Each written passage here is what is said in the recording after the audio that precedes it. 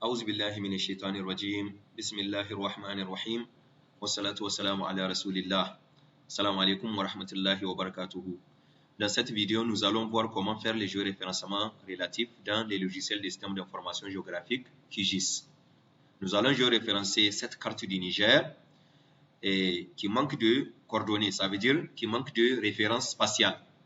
Nous allons la géoréférencer par rapport à une image déjà géoréférencée ou bien un fichier vectoriel.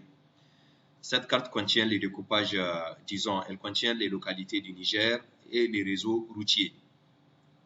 Elle se trouve dans le dossier, sous-dossier raster de notre dossier de travail SIG-UUN. Nous allons d'abord lancer l'application QGIS et nous allons enregistrer notre projet dans le dossier de travail sous le nom GeoRef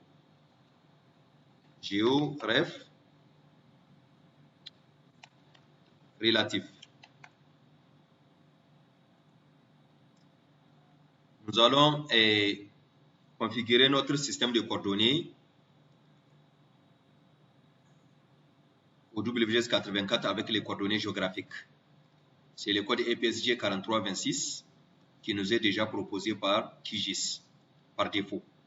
Nous pouvons toutefois venir aussi le configurer nous-mêmes et en cherchant le code EPSG 4326, ensuite en sélectionnant les systèmes de coordonnées BGS84 avec les coordonnées géographiques.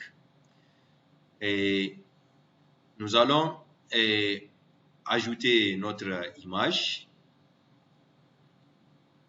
route et localité du Niger, à partir du dossier du projet. La couche vectorielle qui va nous servir de référence pour les géoréférencements est Afrique.shp, c'est le découpage en pays du continent africain. Donc nous voyons bien que l'image n'est pas géoréférencée, elle ne se place pas au bon endroit. Donc voilà le Niger et voici l'image. Et nous allons changer la symbologie de la couche Afrique. Remplissage simple, bordure ligne simple et nous allons prendre la couleur rouge. Nous pouvons facilement, en zoomant sur l'image, identifier un certain nombre de points de contrôle et aussi leur correspondant sur la carte du Niger ou bien la limite du Niger. Voilà un certain nombre de repères qui peuvent nous servir comme point de contrôle. Nous allons à présent passer au géoréférencement et nous cliquons sur le menu raster. Ensuite, géoréférencer. Nous allons ajouter l'image, route et localité du Niger.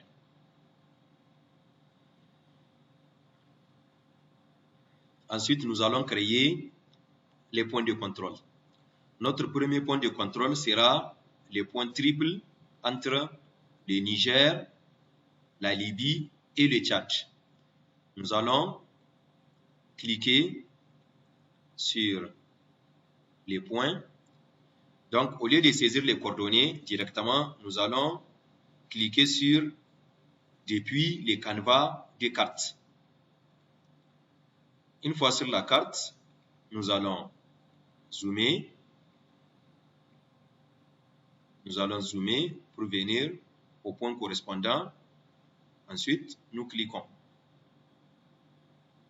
Voilà.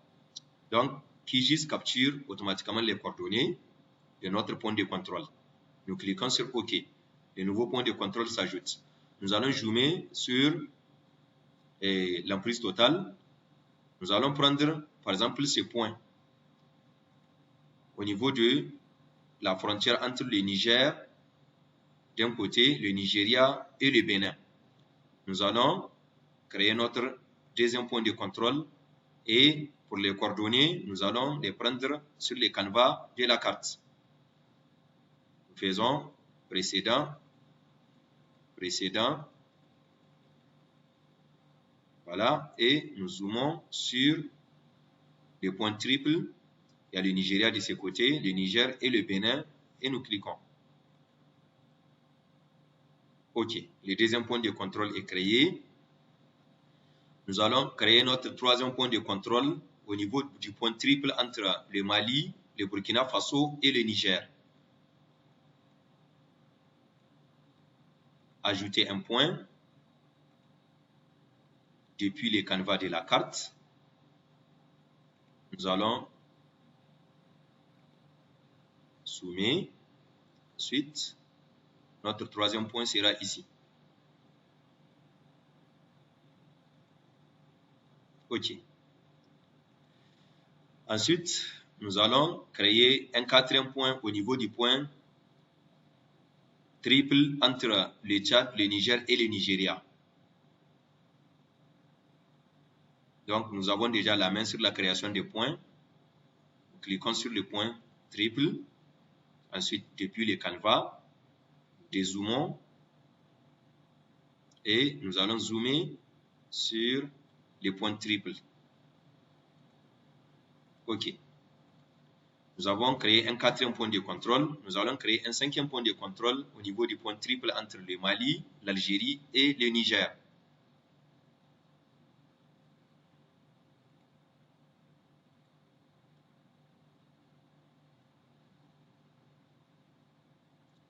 Avoir une souris avec roulette facilitera beaucoup le travail.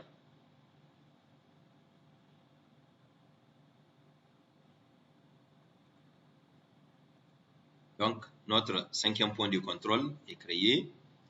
Nous allons créer un sixième point de contrôle à la frontière entre le Niger et le Nigeria, ici, au sud-est de Magaria.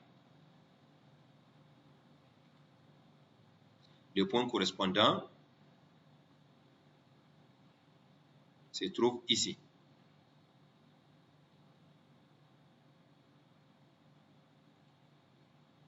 OK. Voilà. Donc, nous allons ajouter un autre point ici, à la frontière entre le Niger et le Tchad.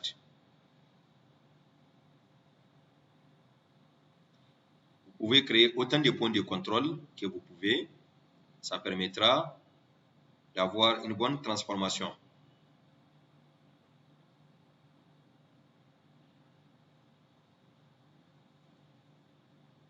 OK.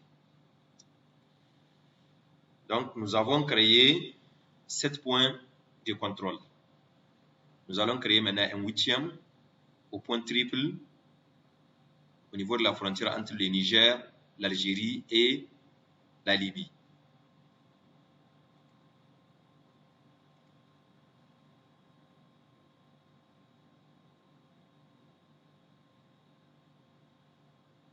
Voici le point correspondant. OK. Donc, nous avons 8 points de contrôle.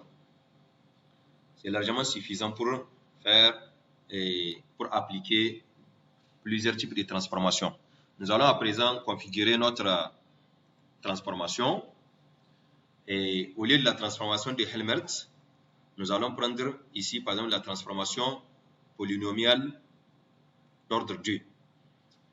Nous allons prendre comme méthode d'échantillonnage les plus proches voisins qui est proposé par défaut. Le système de coordonnées aussi est proposé par défaut. Nous avons l'image de sortie et qui sera au même emplacement que l'image originale et aussi des mêmes noms greffés par les suffixes et géoref. Et nous cliquons sur OK, tout en cochant charger d'un QGIS lorsque terminé. Et nous voyons, après avoir défini la méthode de transformation, les erreurs de géoréférencement s'affichent. Nous pouvons jouer sur les méthodes de transformation pour minimiser les erreurs de géoréférencement entre, par exemple, les points sources sur l'image et les points destination sur le terrain. Par exemple, si nous prenons la méthode de transformation polynomiale d'ordre 2, nous voyons les erreurs résiduelles en termes de pixels. Nous pouvons changer la méthode, par exemple, avec la méthode de Helmholtz. Nous allons voir que les erreurs sont beaucoup plus grandes. Donc, la méthode polynomiale est déjà plus précise que la méthode de Helmholtz dans ce cas. Si nous prenons la méthode polynomiale d'ordre 1, nous allons voir aussi qu'elle n'est pas aussi précise que la méthode polynomiale d'ordre 2. De même que la méthode polynomiale d'ordre 3 Donc, le nombre de points n'est pas suffisant pour déjà déterminer l'erreur du géoréférencement.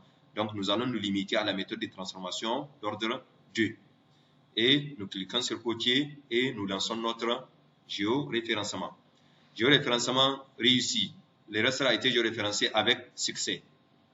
Et l'image géoréférencée est directement ajoutée dans QGIS. Nous pouvons zoomer sur l'ensemble de nos données et en même temps zoomer sur l'image géoréférencée pour voir que celle-ci vient se placer là où il faut. Donc pour l'instant, elle est au-dessus de la couche Afrique. Nous allons changer l'ordre d'affichage et nous allons voir que cette image se superpose très bien avec la carte du Niger. Voilà, c'est la fin du géoréférencement relatif, aussi appelé Image Registration. Je vous remercie.